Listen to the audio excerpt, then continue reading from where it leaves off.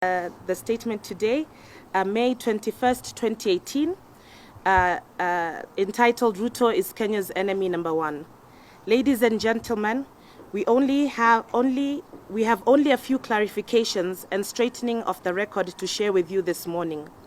This is in regard to Deputy President William Ruto and his return with the tired line of who won the 2017 elections. How the handshake wants to stop him from being president, and his whole trademark politics of lies, commotion, hate, and division. We wish to advise Mr. Ruto to stop looking for enemies in the wrong places. In his quest to be president, Ruto is the enemy he is looking for. What stands between Mr. Ruto and the presidency is not His Excellency Raila Amolo Odinga, it is Ruto's character, his bad record in office, and the perceptions about him by the general public. Ruto comes out as an angry and bitter man looking for revenge. Kenyans have a problem trusting their country and their children with such a bitter and seemingly vengeful man. Kenyans must take note that even retired President Daniel Arap Moi, who created Ruto, is today running away from him. Ruto has to deal with that. Ruto has the exclusive distinction of being the only politician who is starting the race for the presidency of Kenya with hostages.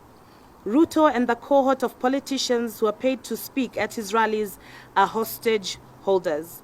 They're blackmailing President Uhuru Kenyatta and the people of Kenya that if Ruto's wish to be president is not granted, they will target and evict the Kikuyu, Luya, Abagusi, and Luo living in the Rift Valley. The deputy president and his team want their way by hostage holding. Give me the presidency or your people are not safe. Do not change the law or your people won't be safe, in quotes. This is the hostage holding agenda the DP and his team are pursuing. That hostage holding and not Raila Odinga is standing in Ruto's way in his bid to be president.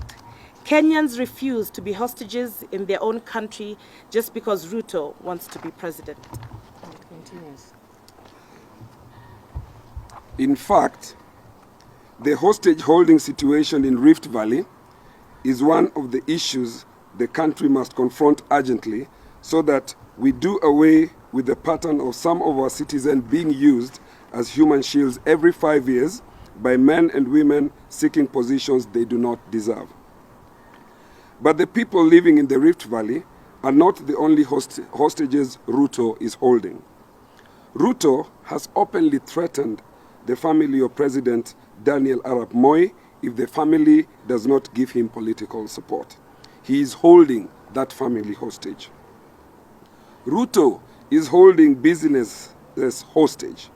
We have all heard of how government tenders beyond Kenya shillings 1 million cannot be awarded without Ruto's express directions, and that includes the ongoing saga of NYS scandal.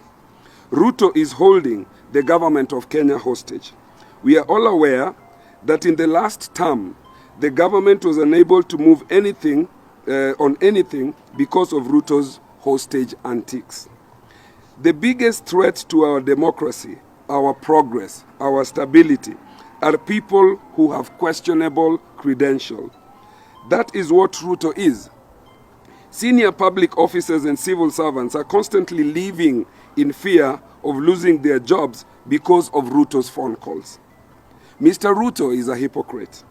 He vehemently opposed the 2010 Constitution on grounds that it had loopholes. Now, when we call for the fixing of the loopholes, he retorts that the Constitution must not be changed.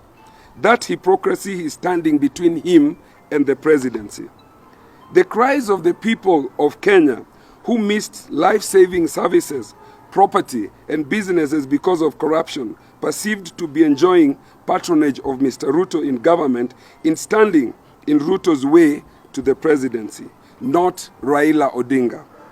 Ruto needs to come clean on the smell of corruption that permanently swirls around him. And we finish the statement. The leadership of this country will not be transferred to a man with such a dubious record in and out of office. Kenya cannot be held back by rabid ambitions of a man, determined to put the whole country into his bank account and issue a title deed of the entire country in his own name. So, the laws will have to change to perfect our systems of governance, to keep such men and women in check, and to strengthen devolved units so that all Kenyans can benefit from the fruits of the land regardless of who is president. Kenyans are aware of these facts.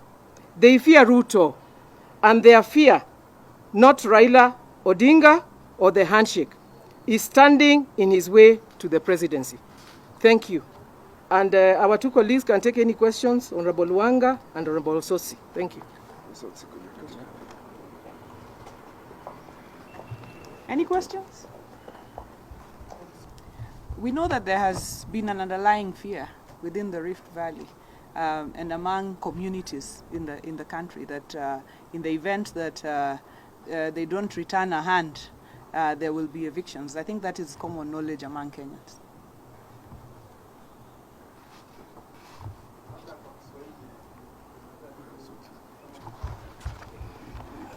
Mkutano huu uliitwa ili tujibu yale maoni ambayo Bwana Ruto alitoa jana, akielekeza kwa kiongozi wetu wa NASA Bwana Raila Odinga, na tunamwambia kwamba yeye hana uwezo wa kufundisha Bwana Raila mambo ya demokrasia na mambo ya Kenya kwenda mbele, kwa sababu sisi tunajua yeye ndiye amekuwa kizingiti kwa mambo ya demokrasia Kenya hii. Wakati wowote Ruto anaongea, anatukumbusha ile vuguvugu ya vijana, ile ambao ilileta shida mingi Kenya hii, ile vuguvugu ya YK92. Wakati wowote anaongea, anatukumbusha kwamba yeye ndiye alikuwa miongoni wa wale watu ambao walipinga marekebisho ya katiba. Kwa hivyo yeye hana ruhusa hata kidogo kuweza lecture Bwana Raila kwa mambo ya demokrasia na progress ya nchi hii. Hatua mojawapo ni hii ambayo tunaongelea hapa, kwamba tunaeleza Wakenya kwamba huyu Bwana Ruto ni kizingiti kwa mambo ya demokrasia ya Kenya na mambo ya ufisadi na mambo mengi ambayo Kenya inataka kwenda mbele. Kwa mfano, Bwana Rais Uhuru Kenyatta na Rais wetu wa NASA Bwana Raila Odinga waliweza kukaa chini na wakasikizana kwamba Kenya iende mbele. Yeye ni nani kwenda kupinga mawazo ama mwenendo wa bosi wake Bwana Uhuru Kenyatta? Kwa hivyo sisi pia tunaona kwamba yeye anaenda kinyume na kiongozi wake Bwana Uhuru Kenyatta. Na hiyo ni mambo ambayo inarudisha Kenya nyuma, kwa sababu ukikumbuka kwamba ile statement of intent iliongelea mambo ambayo inahusu kila Mkenya.